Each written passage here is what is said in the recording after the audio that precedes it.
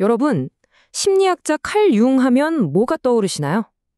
그런데 만약 이 칼 융이 아주 오래된 중국의 책 한 권 때문에 서양 과학의 근간을 흔들었다면 믿으시겠어요? 전혀 상관없어 보이잖아요. 하지만 이 둘 사이에는요, 우리가 세상을 보는 방식을 완전히 바꿔버릴 수 있는 그런 엄청난 비밀이 숨어 있습니다. 지금부터 그 놀라운 연결고리 한번 같이 파헤쳐보죠. 이건 칼 융이 직접 한 말입니다. 자기 인생에서 가장 중요한 사건 중 하나였다고요. 도대체 뭘 만났길래 이런 말을 했을까요? 바로 한 사람, 중국 학자 리하르트 빌레름과의 첫 만남을 이렇게 표현한 겁니다. 이건 그냥 똑똑한 사람들끼리의 지적 교류 이런 차원이 아니었어요. 말 그대로 두 영혼이 만나는 그런 순간이었던 거죠.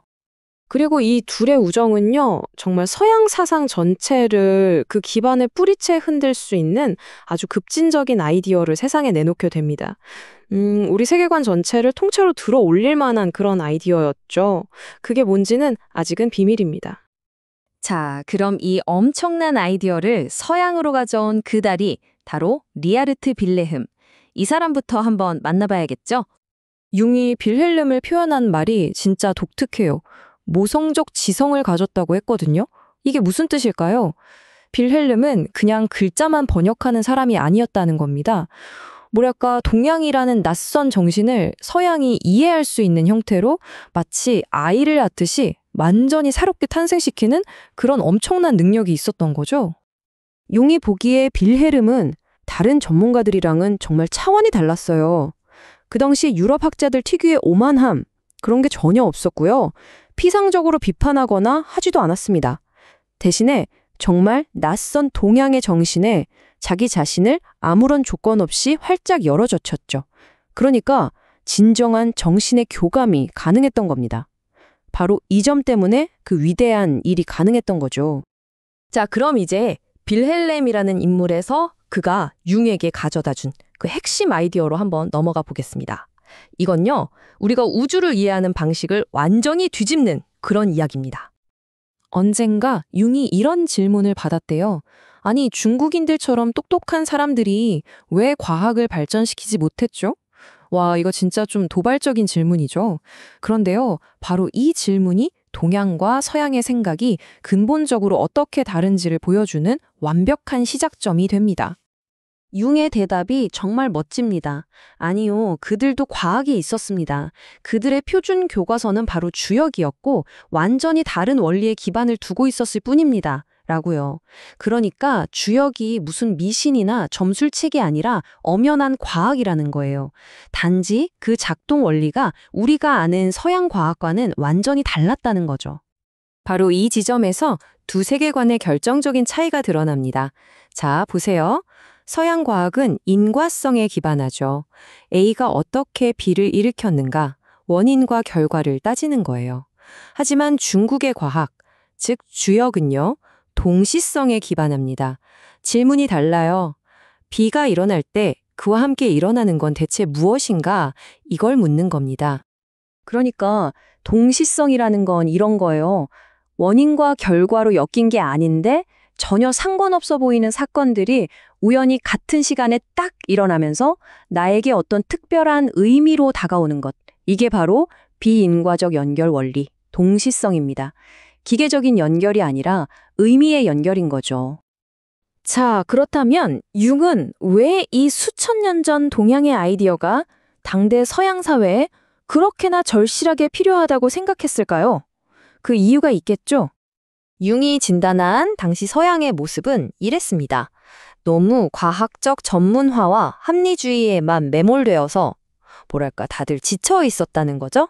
일종의 정신적인 병을 앓고 있었던 거예요. 그래서 사람들은 이제 머리로만 이해하는 그런 지식이 아니라 정말 뼛속까지 파고드는 그런 진리를 간절히 찾고 있었다는 겁니다. 그래서 융은 이렇게 말합니다. 동양의 정신은 실로 우리 문 앞에 와 있다. 고요. 이건 그냥 새로운 유행 같은 게 아니었어요. 융에게 이건 서양의 정신적 병을 고칠 수 있는 치료제인 동시에 만약 우리가 이걸 잘못 다루면 모든 걸 망가뜨릴 수 있는 위험이기도 했던 거죠. 그런데 여기서 융이 아주 중요한 경고를 합니다. 이 동양의 지혜라는 건 말이죠. 그냥 가게에서 물건 사듯이 쉽게 훔쳐올 수 있는 게 아니라는 거예요. 이건 우리에게 주어진 하나의 과제라는 겁니다. 융의 말이 정말 단호합니다. 중국이 수천 년에 걸쳐 이룩한 것을 절도로 얻을 수는 없다. 핵심은 바로 존중이죠. 이걸 그냥 무슨 유행하는 아이템처럼 쉽게 소비하고 버리려는 태도로는 결국 아무것도 얻을 수 없다는 강력한 경고입니다. 그럼 어떻게 해야 할까요? 융이 제시하는 방법은 아주 명확해요. 첫째, 생각 없이 그냥 따라하거나 쉬운 답을 찾으려고 하지 말라는 겁니다. 둘째, 시작은 바로 나 자신이어야 한다는 거예요. 내 현실, 나에 대한 진실에서부터 출발하라는 거죠. 마지막으로 바로 이 과정을 통해서, 즉 나 자신을 먼저 제대로 탐구함으로써 이 지혜를 얻을 자격을 갖추라는 겁니다. 나를 모른 채 남의 것을 탐하는 건 의미가 없다는 뜻이죠. 자, 이제 이야기는 다시 이 모든 것을 가능하게 했던 한 사람, 리하르트 빌헤름에게로 돌아갑니다.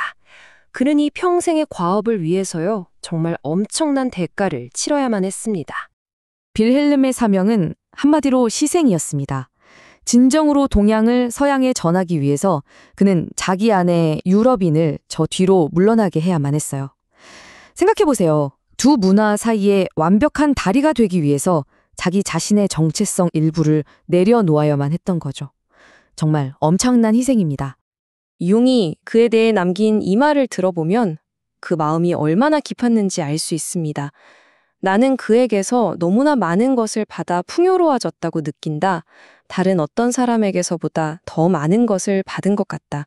이 진심 어린 고백이야말로 빌헬름이 남긴 유산이 얼마나 위대한 것이었는지를 보여주는 것 아닐까요? 융은 이 고대의 지혜가 당시 서양이 앓던 정신적인 병을 치료할 수 있는 치료제라고 굳게 믿었습니다. 자, 그로부터 한 세기가 훌쩍 지난 지금, 어쩌면 우리에게야말로 그 치료제가 그 어느 때보다 더 필요한 건 아닐까요? 한번 생각해 볼 문제인 것 같습니다.